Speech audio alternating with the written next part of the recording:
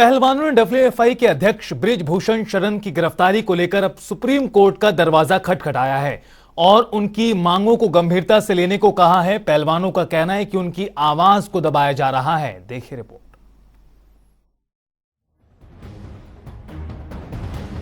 पहलवानों का धरना धीरे धीरे आक्रमण मोड में पहुंचने लगा है।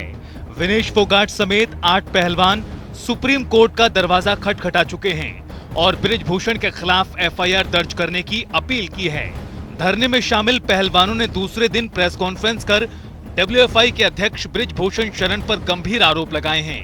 पहलवानों का कहना है कि हमारी मांगों को गंभीरता से नहीं लिया जा रहा, हमारी आवाज दबाने की कोशिश हो रही है। हम तभी शांत होंगे जब बृजभूषण शरण को गिरफ्तार किया जाएगा।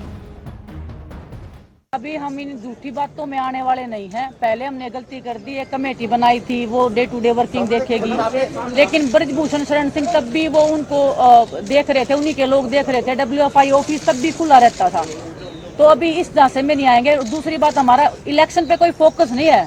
हमको यहाँ पे कोई प्रधानमंत्री नहीं बनना है कि इलेक्शन में जाके हमें कुछ बनना है। हमें हमारी लड़ाई है कि हमने जो कंप्लेंट्स दी है लड़कियों ने सेक्सुअल हरासमेंट की बृजभूषण शरण के खिलाफ, उसके ऊपर एफआईआर दर्ज हो, उनको अरेस्ट किया जाए और उसके बाद में पुलिस जो भी उचित कार्रवाई समझती है, जितना भी इन्वेस्टिगेशन करना है वो करे और देश की उच्च न्यायालय हमें न्याय दिलवाए। ये हमारी लड़ाई है और जब तक हमारी ये जो अन्याय की लड़ाई है वो जब तक हम सक्सेस नहीं हो जाते तब तक हम इधर ही बैठे रहेंगे। तो वहीं खिलाड़ियों ने इस बार अपील करते हुए कहा कि सभी राजनीतिक पार्टियों का धरने में स्वागत है। पिछली बार हमने राजनीतिक पार्टियों को दूर रखा था, लेकिन इस बार हम उनका समर्थन चाहते हैं। कि हमारी गांव से उठ के खाप पंचायत आ रही थी, हमने उनकी रिस्पेक्ट नहीं रखी, सिर्फ उन लोगों की बातों में आकर के हमारा पूरा धरना खराब हो गया। लेकिन अब हम ऐसा नहीं करेंगे। अब हम पूरे कुश्ती जगत हाथ जोड़ के विनती करते हैं कि जितने भी हमारे खाप पंचायत है, बड़े बुजुर्ग हैं, हमारे साथ आओ। जितने भी पॉलिटिक पार्टीज हैं, खिलाड़ी हैं, पॉलिटिकल पार्टीज कोई यहाँ के अपना झंडा लेके थोड़ी आएंगे कि vote for this vote for that. वो इसीलिए तो आएंगे हमारी हालात देख के। और आपके माध्यम से भी मैं सभी जितने हमारे एक रेसलिंग के नहीं, जितने राष्ट्रीय अंतर्राष्ट्रीय खिलाड़ी हैं, जैसे कोई भी गेम हो, उनसे भी हम समर्थन मांगेंगे। उनको भी बोलेंगे कि ये कुश्ती की लड़ाई नहीं है, आने वाले सभी खेलों के भविष्य की लड़ाई है ये। और जितने भी हमारे संगठन है, चाहे वो महिला संगठन है, किसान संगठन है, पंचायत है, खाप है, हम सबसे समर्थन मांगेंगे कि खिलाड़ियों की ये लड़ाई है, इनमें सब आप लोग सहयोग करिए। क्योंकि अगर अब हम नहीं जीत पाए तो ये जो अब पर्दे के पीछे हो रहा है ये खुलेआम होगा, क्योंकि ये लोग इतने ताकतवर हैं जिनके खिलाफ लड़ाई लड़ रहे बच्चे। लगातार खिलाड़ियों के प्रदर्शन के बीच खेल मंत्रालय ने बड़ा फैसला लिया है। 7 मई को होने वाले कुश्ती महासंघ के चुनावों पर रोक लगा दी गई है।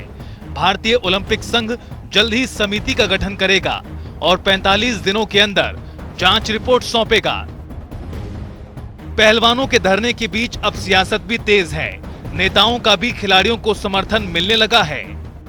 सभा सांसद सुशील गुप्ता हमारे साथ बात करने के लिए मौजूद है। सर, जिस तरह की तस्वीरें एक बार फिर से देखने को मिलती हुई नजर आ रही जंतर मंतर पर, तमाम अंतर्राष्ट्रीय खिलाड़ी जिन्होंने देश का नाम रोशन किया, किस तरीके से देख रहे हैं? ये बहुत दुर्भाग्य की बात है कि देश के चमकते हुए सितारों को यौन शोषण की कंप्लेंट लिखवाने के लिए जंतर मंतर पे बैठना पड़े। एक सरनल कानून है। देश की एक आम महिला, कोई भी बेटी अगर आरोप लगाती है यौन शोषण का, तो सबसे पहले एफआईआर लिखी जानी चाहिए। दिल्ली पुलिस एफआईआर नहीं लिख रही है।